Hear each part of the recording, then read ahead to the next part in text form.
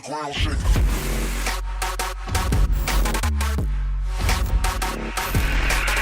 Hello YouTube, I have here today a Alphard DB-183 D1 subwoofer, a brand new, well actually not a brand new model, but brand new for me. I have never been testing these big Alphard subwoofers. The brand is going under the name of the DB-183, and this is probably the last of these Alphard series bases, and this has been replaced already with a DB-183 Upcolab series. It is a slight difference, but let's talk about this 18.3 D1 subwoofer for now.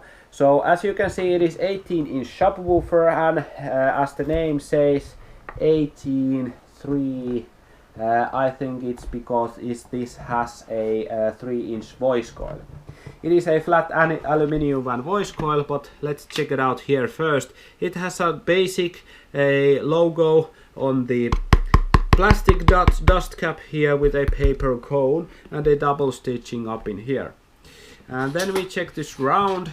We have surround size of around, I don't have actually the inches here, but it is roughly over 40 millimeters, so it's more than 1 inch, almost 2 inch wide, and a height of a roughly 3 centimeters or 30 millimeters, so it's about 1 inch high and 1.5 inch wide surround.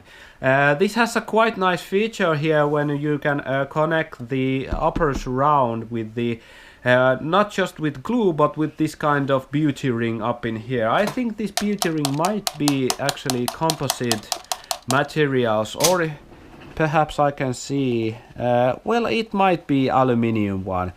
You have these machined parts here. I can see some markings here. It probably is machined from aluminium. Hopefully it is, because it will be very good if it is.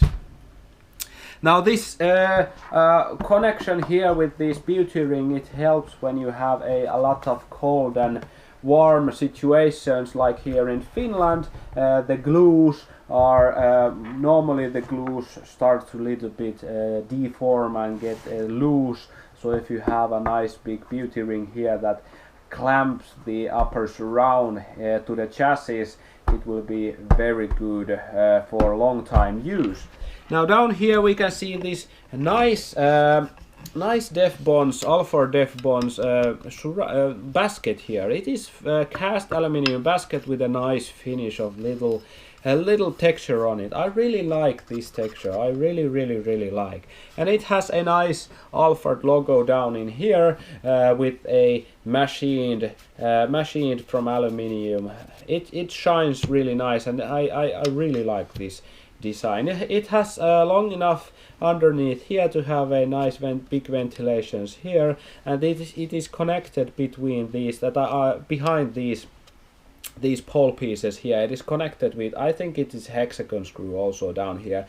Hexagon screw is very good to use down here, as when you are reconing subwoofers or making a custom one, you can easily put out a hexagon screw and take the basket out of the top plate if you have shifted top plate or something like that. But if you have these old Phillips head screws down there, they are really hard to get out. If it's glued, probably you need a lot of heating before you can get a Phillips head screw out from there. Now down here at the spiders, we have nice big spiders here, and we have two sets of spiders. They are a bit they have not used the widest spider down here. It has like a 2 centimeters almost more width here. If you can get a pretty much a bit longer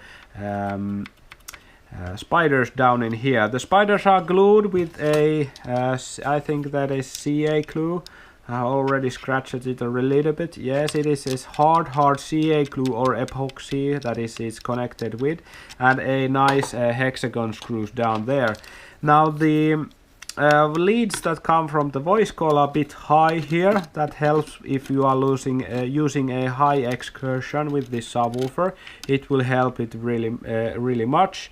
And actually all these stitchings are glued with this slightly yellowish glue. As you can see down in here also, it is slightly yellowish glue. It is quite hard. It is not flexible glue.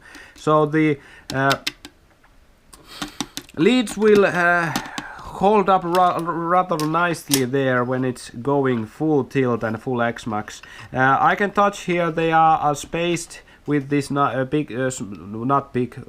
small spacer ring down in here. The top surrounds and down under surrounds. If I test here like this, they are quite stiff. I think they are almost like competition made surrounds.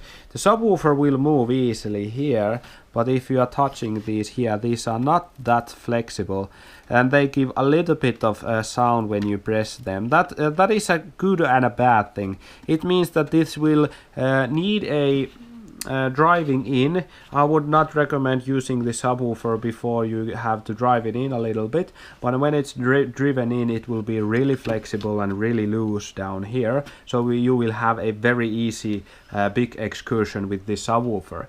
It has a FS of roughly 28 Hz. Now after this video I hopefully get a little bit of excursion video also from the subwoofer. I will be recording it tomorrow if I have the time, but I will be trying to get this FS down to like 24-22 Hz. Usually when they say that it is 28 Hz, it will go roughly down with a 4 to 6 Hz, the FS with a bigger excursion. Now down in here we can see there is a flat aluminium voice coil. It is 3-inch wide with a push terminals here. The voice coil can handle up to 1300 watts in RMS. It means that the coil, moving coil, can dissipate heat up to 13,000 watts. Well, 1300 watts. So you can play much more wattages into the voice coil, up to like 2600 watts from the if we can see from the web page down there.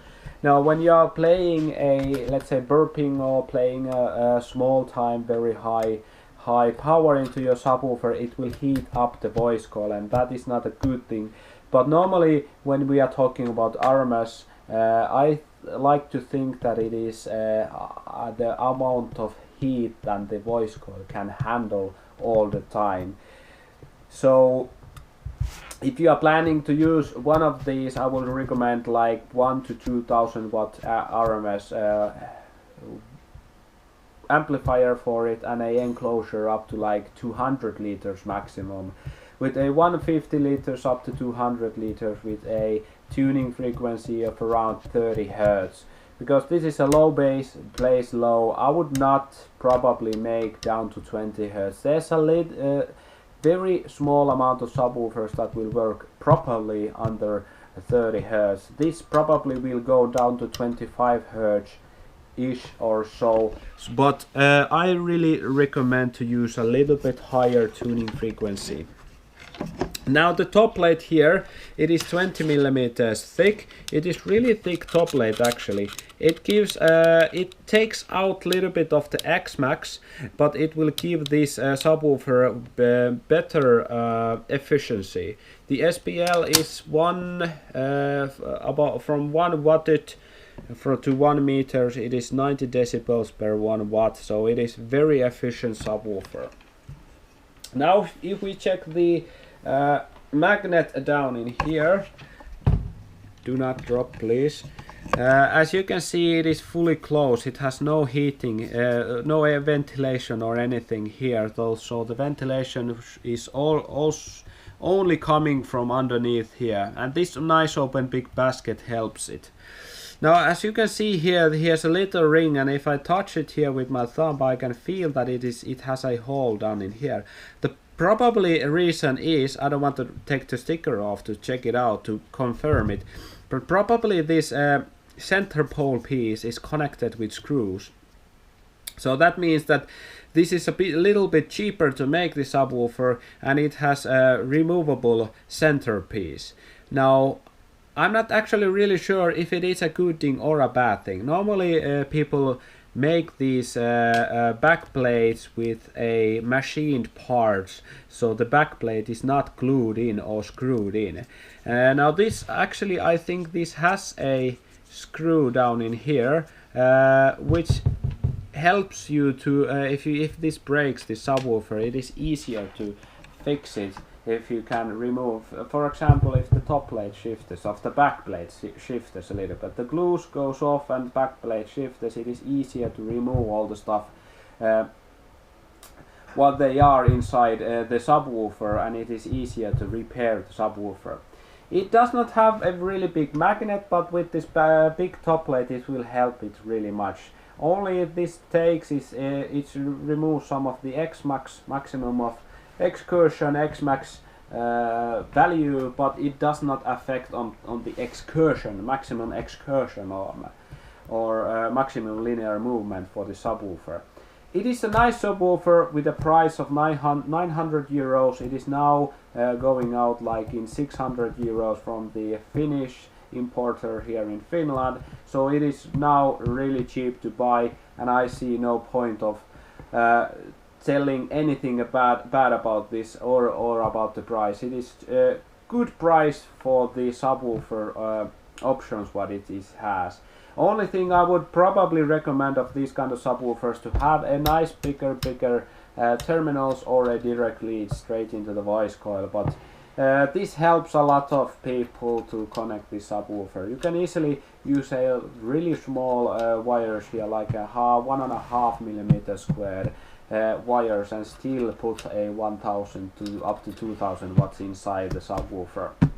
So that's about it. That was DB 183. What do you think about the subwoofer? The subwoofer did not come from a importer or manufacturer. This came from a client or a friend of mine or a fan of mine, and he wanted me to take the subwoofer and check it out myself and tell what kind of things is good in this subwoofer and what are not. But I see no bad things about the subwoofer. Maybe the terminals, it's not a bad thing, but it's something to keep in mind. I would definitely put a direct leads and connect them with zip ties into that to make them a little bit more beefier. This was all for DB. We will see you in the next video, and hopefully I get the excursion video at the end of this video. See you in the next video. Bye bye.